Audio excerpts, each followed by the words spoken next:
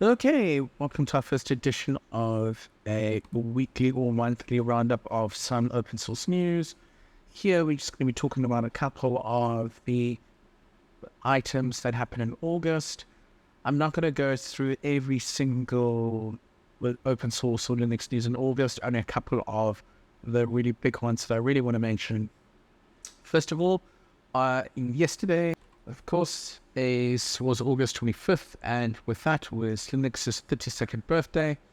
Linux, of course, first had its announcement on the 25th of August 1991 by Linus Torvalds, and it's amazing how 32 years later, the kernel has literally overtaken the world and is available in almost every single piece of technology that exists now, especially desktops, workstations, laptops, TVs, cell phones, you name it. So congratulations, Linux, and happy 32nd birthday.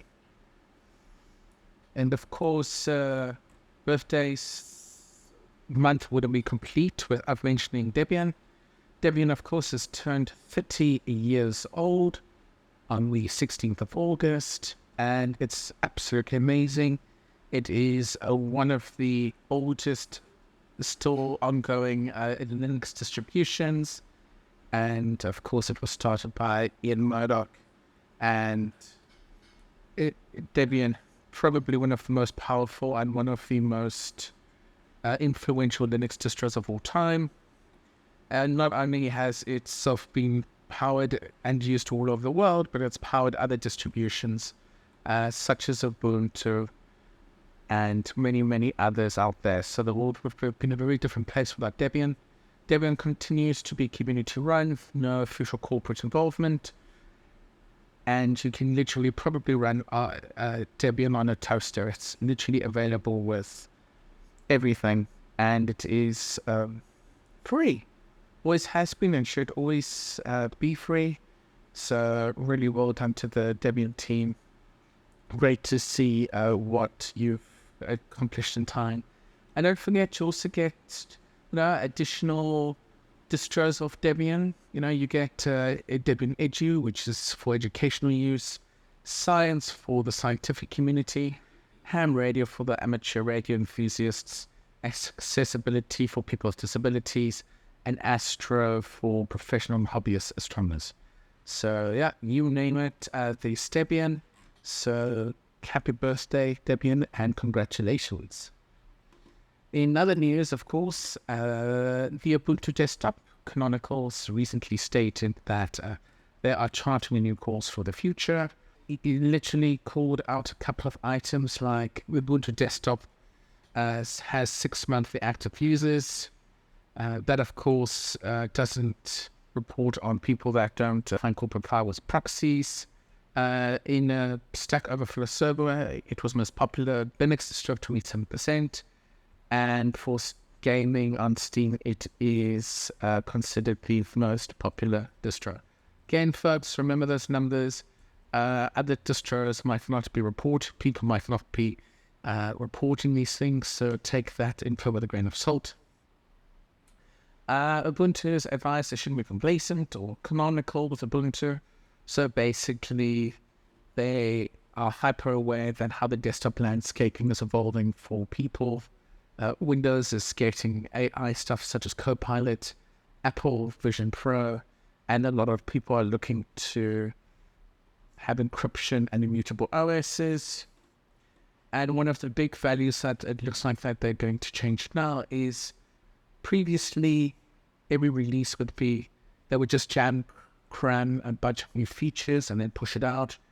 And now they've opting to go through a sense of progression where they'll release one or two changes but have an overall goal at their release. So in each subsequent Ubuntu release, it might have smaller changes and a couple of big ones. So something to bear in mind. They were talking about the choice. So whether you want to, wherever you want to work, Ubuntu desktop should be available. And here they say quite a lot of info by saying this one we're keeping quiet about for now. So who knows what that means.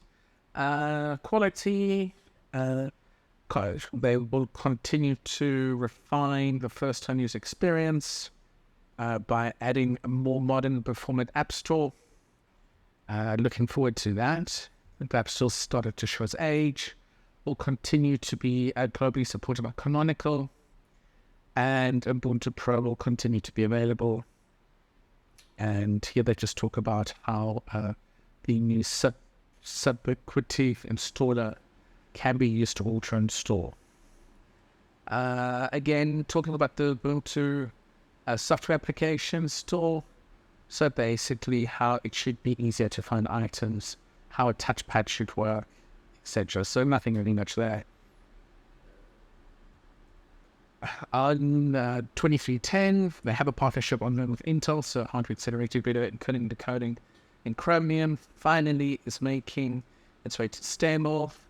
Ubuntu will continue to have privacy by design, and it will, in the next version, is going to have additional permissions requested. And security, they are looking at including full-back disk encryption as an option in the Ubuntu installer in the next version.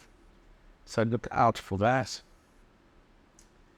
And of course, they are looking for seamless integration. So a seamless and consistent experience across desktop and server. So that should be very interesting to see what actually comes out of that article there. And of course, looking towards the future.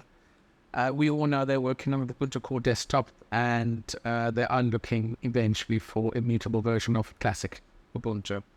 So for now, really, the biggest changes are kind of what we know. They're looking at releasing an immutable version of Ubuntu. They are doing application updates, hoping to improve the App Store with a new one, give options for disk encryption, and continue to be worked on. So I wish them all the best of luck, and it's be interesting to see how it impacts Ubuntu in the long term. Bits of open source news that's happened is Terraform. So if you're not aware what Terraform is a infrastructure as code. So essentially in environments, on-prem situations where you have lots of machines or on the cloud, and you want to set up your configuration and you want to automate this type of thing. And there's a couple of options, and one of the most popular one is something, of course, being Terraform. So the idea of Terraform is you write code and it builds your virtual infrastructure for you.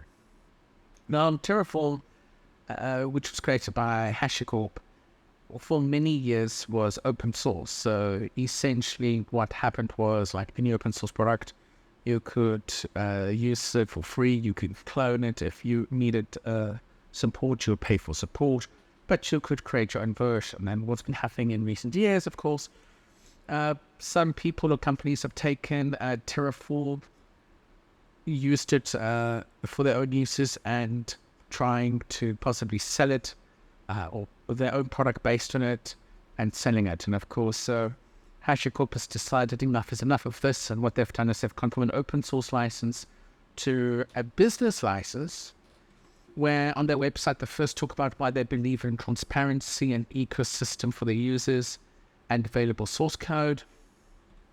But basically they're saying that from now on they're going from the Mozilla public license to the business source license.